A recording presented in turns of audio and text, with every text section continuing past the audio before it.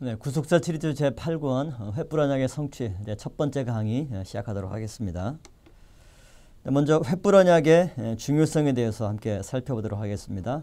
하나님께서는 창세기 15장에 아브라함과 횃불 언약을 체결했을 뿐만 아니라 창세기 전체 내용을 볼 때 아브라함과 총 7번에 걸쳐서 언약을 체결하신 내용들을 볼 수가 있습니다. 첫 번째는 하나님께서 하란에서 아브라함을 부르시고 약속을 하신 것이 처음 그 내용이 되겠습니다. 이것이 창세기 12장 1절부터 3절까지의 내용이 되겠죠. 이 내용에서 하나님은 크게 세 가지를 아브라함에게 명령하셨습니다. 첫 번째는 내가 내게 지시할 땅으로 가라. 두 번째는 큰 민족을 이루게 하겠다. 세 번째는 복의 근원이 되겠다라고 하는 약속을 아브라함에게 하셨습니다. 이처럼 갈대아 우르에서 데라 인도 가운데 떠났던 그 모든 가족들이 아버지 데라가 하란에서 머물고 정착하는 바람에 하나님의 말씀 역사가 중단되고 말았죠. 이때 하나님께서는 하란에서 아브라함을 두 번째 부르시고 창세기 12장 1절부터 3절까지 내용들을 약속하셨던 것입니다. 그 다음에 두 번째는 가나안 땅의 당도에서 가나안 땅 가운데 세겜 지역에서 아브라함에게 처음으로 그 가나안 땅을 아브라함과 너희 후손들에게 주시겠다라고 약속한 것이 두 번째 약속이 되겠습니다. 그 다음 세 번째는 이제 헤브론이죠. 헤브론에서 아브라함에게 다시 가나안 땅을 약속하시고 자손에 대해서 약속하신 장소가 헤브론이 되겠습니다. 자, 헤브론이라고 하는 뜻은 히브리어로 친구 또는 동맹의 뜻입니다. 이 지역에는 아낙 사람 가운데 가장 큰 아르바 사람이 거하는 성읍이었기 때문에 기럇 아르바라고 하는 지명으로도 불렸던 장소가 바로 헤브론이죠. 특별히 헤브론은 구약 성경에서 굉장히 중요한 의미를 가지고 있는데, 먼저는 아브라함이 정착해서 이와 같이 횃불 언약을 체결하고 가나안 땅에 대한 약속과 그 다음에 자손에 대한 약속을 받은 장소이면서도 동시에 아브라함의 후예 가운데 한 사람인 다윗의 본거지가 또한 헤브론입니다. 그래서 다윗이 처음 남유다를 다스리고 수도를 삼은 지역이 바로 헤브론이고, 이곳에서 7년 6개월 동안 다스린 이후에 후에 예루살렘으로 옮겨와서 통일 왕국의 왕이 되어서 33년을 통치하게 되죠. 그렇기 때문에 다윗의 고향이자 본거지가 되었던 장소가 바로 헤브론입니다. 그 다음 네 번째는 헤브론에서 하나님께서 횃불 언약에 관해서 체결하셨죠. 이곳에서 하나님은 자손과 가나안 땅에 대한 약속을 확증하셨고, 이 내용을 기록한 장이 창세기 15장 전체의 내용이 되겠습니다. 그 다음에 다섯 번째는 역시 이곳 헤브론에서 아브라함에게 할례 언약을 체결하셨습니다. 이곳은 아브라함이 99세 되었을 때 주전 2067년에 체결된 그런 내용들이죠. 이 할례의 중요한 의미는 뭐냐면 죽음의 피를 빼어내는 의식이 바로 할례 의식입니다. 이제 아브라함을 통해서 약속의 자손 이삭이 태어나기 전에 하나님은 할례 언약을 약속하심으로써 이제 아브라함의 상속자 이삭과 그의 후예들은 하나님의 언약을 체결한 언약 백성으로서의 경건하고 성별된 삶을 살아가는 민족으로서의 그런 새 출발을 약속하는 언약이 바로 다섯 번째 체결한 할례 언약이 되겠습니다. 여섯 번째는 헤브론에서 이삭 탄생에 대해서 다시 약속을 하고 있죠. 이것이 창세기 18장 10절에 나오는 내용들입니다. 아브라함에게 아내 사라를 통해서 아들 이삭을 낳게 하시겠다라고 말씀하신 후에 또다시 동일한 약속을 했던 것이 바로 헤브론에서 이삭의 출생에 관한 그런 여섯 번째 언약의 내용이 되겠습니다. 마지막 일곱 번째는 브엘세바에 거하는 동안 이삭을 제물로 드린 후에 앞서 했던 그 모든 언약들에 대해서 하나님께서 최종 확증해 주시는 그런 내용들이 되겠습니다. 그래서 이상의 내용을 볼 때 하나님은 창세기 15장에서 횃불 언약만 체결하신 것이 아니라 전체 내용을 볼 때 총 7번에 걸쳐서 하나님과 언약을 체결한 사람이다라고 하는 것을 볼 수가 있죠. 두 번째 내용은 횃불 언약의 배경이 되겠습니다. 창세기 14장 보면 횃불 언약을 체결하기 직전에 어떤 사건이 있었느냐, 소위 말해서 시딤 골짜기 전투가 있었습니다. 그돌라오멜 연합군과 사해 연안의 5개 나라의 연합국 간의 전쟁이 있었죠. 그 나라들이 그돌라오멜에게 조공을 바치던 것에 반역해서 반기를 들 때 그돌라오멜이 공격을 했던 거죠.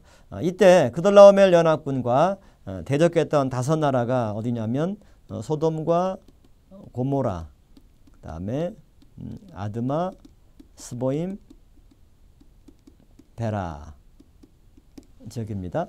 이처럼 소돔, 고모라, 아드마, 스보임, 벨라 지역에 5개 나라들이 연합해서 그돌라오멜 연합군과 전쟁을 벌였는데 패배하고 말았습니다. 그래서 이 소돔성에 거했던 롯과 그의 가족들도 포로로 붙잡혀 갔어요.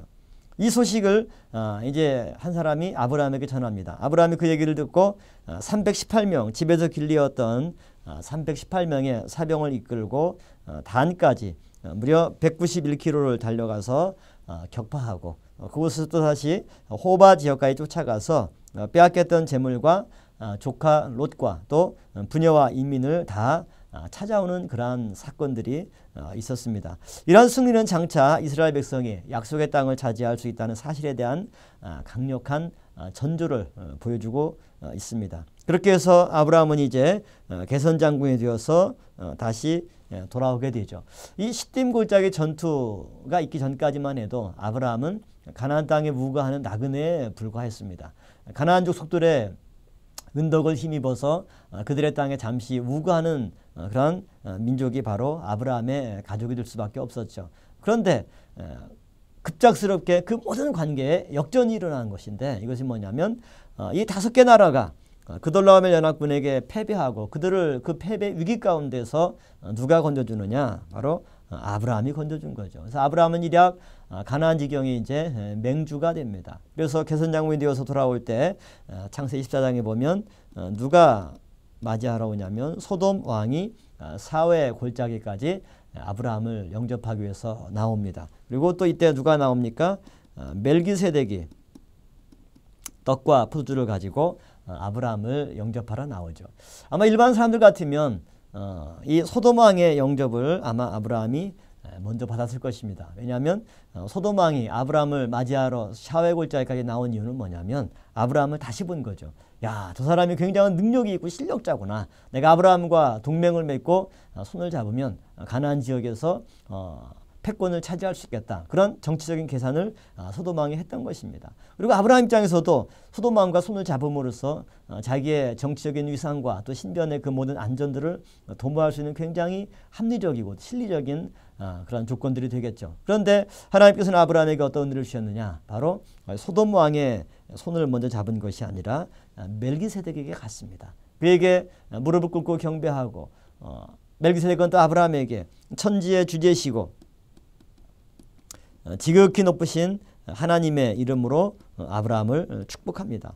이 사건을 통해서 아브라함은 내가 믿었던 하나님이 천지를 주재하시는 하늘과 땅 온 우주를 주관하시는 하나님이라는 사실을 아브라함이 새롭게 깨달았습니다. 그 하나님을 깨닫고 보니까 너무나 은혜가 되고 감격스러웠죠. 그래서 멜기세덱에게 11조를 바치고 경배했습니다. 이 과정을 보니까 소돔 왕이 마음이 급하죠. 그래서 뭐라고 제의합니까?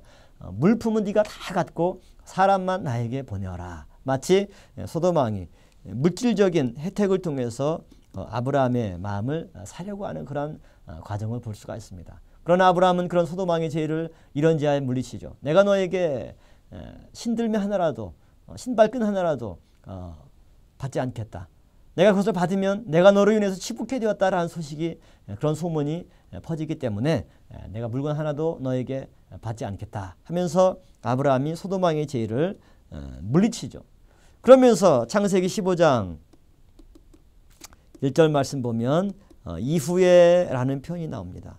바로 시딤 골짜기 전투 사건 이후에 창세기 15장에서 횃불 언약의 체결 내용들이 나오게 된 거죠.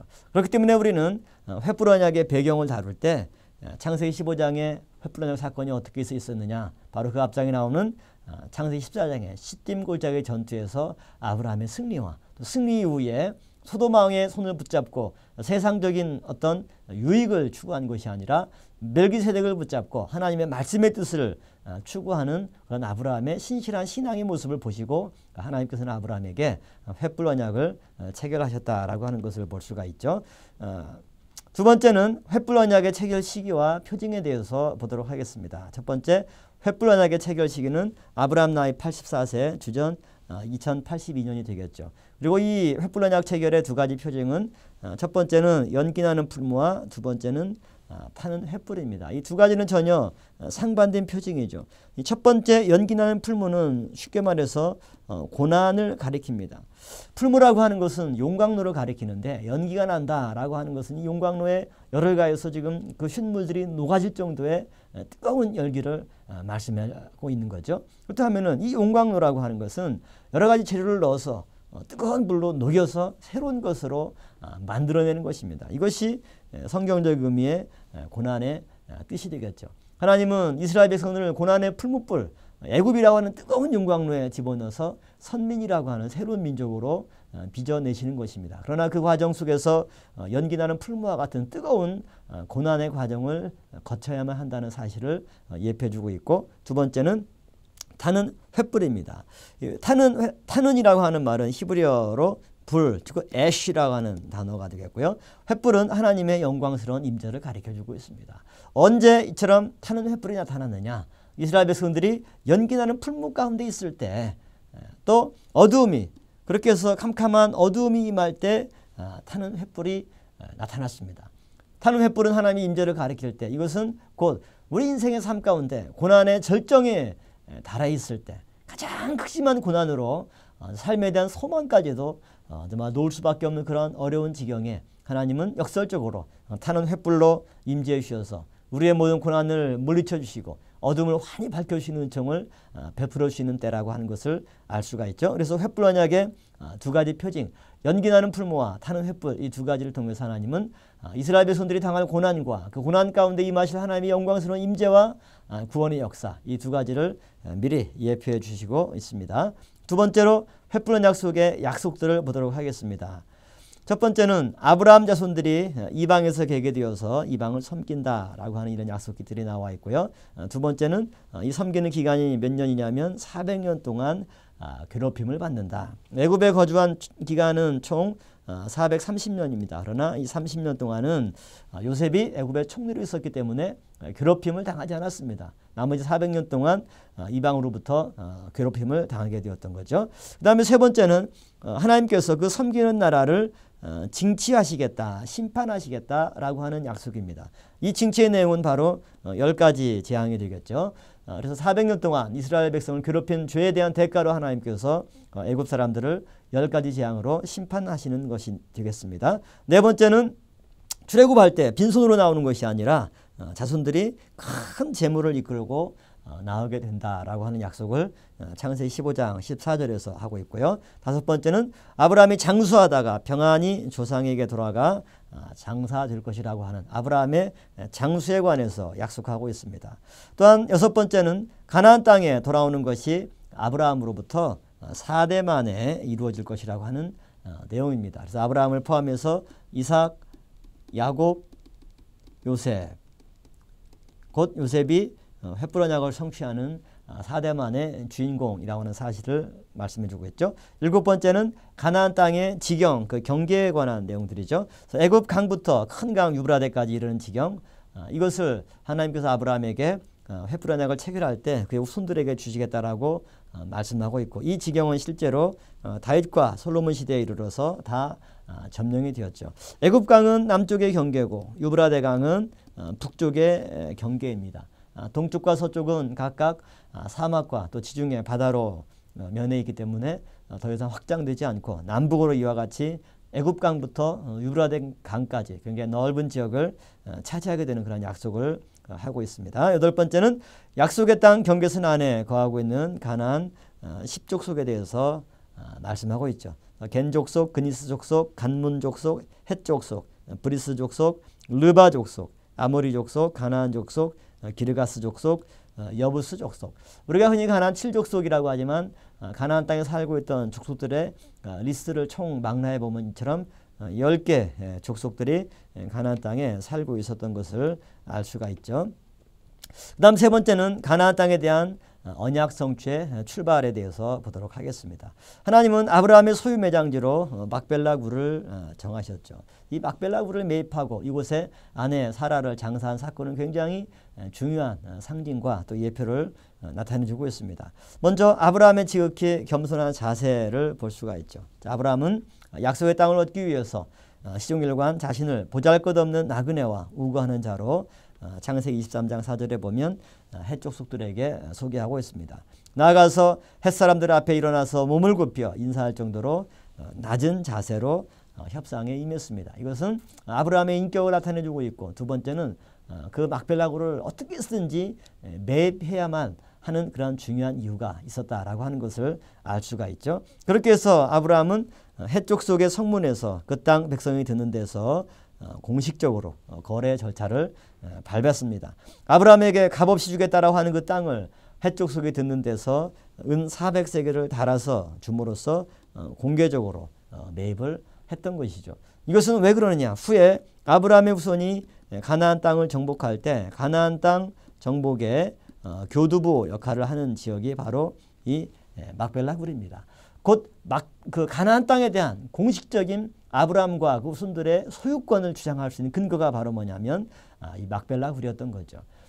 가나안 땅 전체를 돈을 주고 살 수는 없지만 그곳에 한 곳인 이 막벨라 굴을 실제 돈을 주고 거래해서 매입함으로써 장차 아브라함의 후손들이 그 가나안 땅을 소유하게 될 것을 예표해주는 아주 중요한 구속사적인 상징 사건이 바로 막벨라 굴을 매입하는 그런 사건이 되겠습니다.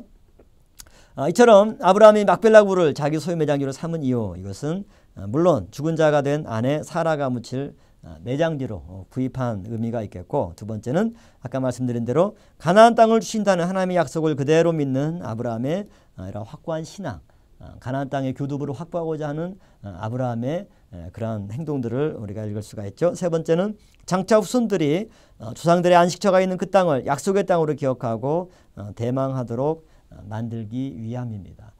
우리나라 사람들이 해외 이민을 가게 되면 고향을 그리워하게 되죠. 해외에서 삶은 살지만 인생을 마감할 때 사람들이 뭘 유언합니까?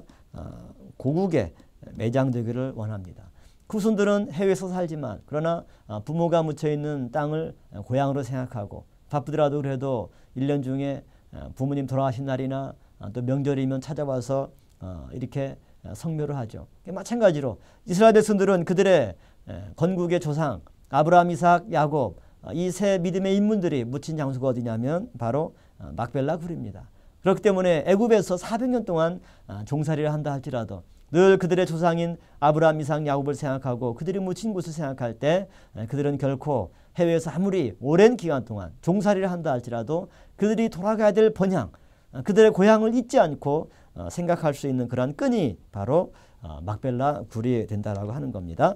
네 번째로 하나님은 아브라함 자손들에게 재확증된 땅의 약속을 했습니다. 땅에 관한 약속은 아브라함뿐만 아니라 그의 후손 이삭과 야곱에게